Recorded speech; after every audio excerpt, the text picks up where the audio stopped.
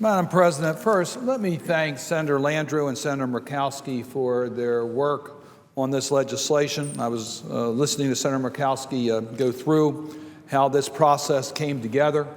I also listened to Senator Coburn's concerns about the process that's been used.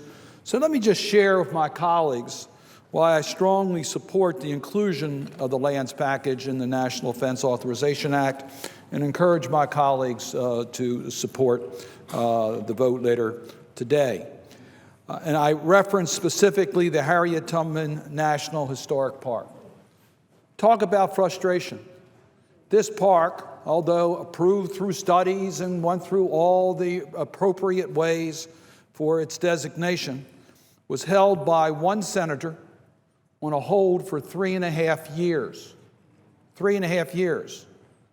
And that's despite the fact that since 2012, there was an offset to make sure it did not cost any additional resources, a requirement that I was told I needed to satisfy to remove the hold. So there's a lot of frustration here, and I appreciated with Senator Murkowski, the history she went through. She's absolutely right. If we try to bring these bills to the floor on an individual basis, we would never get done the work of the United States Senate. These land issues have been vetted, and I can tell you in regards to the Harriet Tubman National Historic Park, it is very, very much needed. This Senate, this body did pass this particular designation earlier this year, so this has already been passed by the Senate. In the House, I worked with Congressman Harris and Congressman Maffei, dealing with some of the same issues that Senator Murkowski mentioned a few moments ago, and that is to make sure we have the right balance between the lands that are designated as part of the historic park and landowners' rights in the community. And the balance that Senator Murkowski said generally in regards to the provisions applies in regards to the Harriet Tubman Park. And I thank Congressman Harris and Congressman Maffei for their help. I also want to acknowledge the work of my colleagues, Senator Mikulski, Senator Gillibrand, and Senator Schumer for their help in bringing about this package and bringing about the ability today to finally pass the designation of the Harriet Tubman National Historic Park. Now, Madam President, this will be the first woman, the first African-American woman to have such a recognition under our national park system.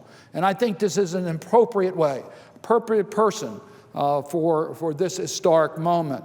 I think most people know that Harriet Tubman was considered the Moses of her people. That's because she was born into slavery in Dorchester County, Maryland, on the eastern shore of Maryland. And for the first 30 years of her life, she lived in slavery. And then on her own, by herself, escaped slavery and made her way to liberty in 1849. She did this alone. But the courage of this woman, she didn't stop there.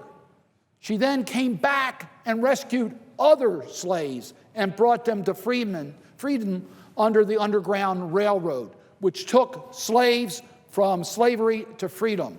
I am proud of the historic significance of the state of Maryland in that regard, with the birthplace of Harriet Tubman, where the Underground Railroad operated. The Eastern Shore, of course, is on the eastern part of our state. I could take you to the western part of our state in Cumberland, where you can see the church in which the slaves on their way to freedom were sheltered before they went through a tunnel to the railroad and literally went to Pennsylvania and freedom. So this is an incredible opportunity. We have the landscape, we have the property on the eastern shore of Maryland. But in Auburn, New York, we have where Harriet Tubman lived the later years of her life. After escaping and becoming free, she was a spy for the North, for the Union during the Civil War. She then went on to help with women's suffrage. She set up a home for the aged African Americans in New York. A lot of those properties still exist today up in New York and will be part of the Harriet Tubman National Historic Park.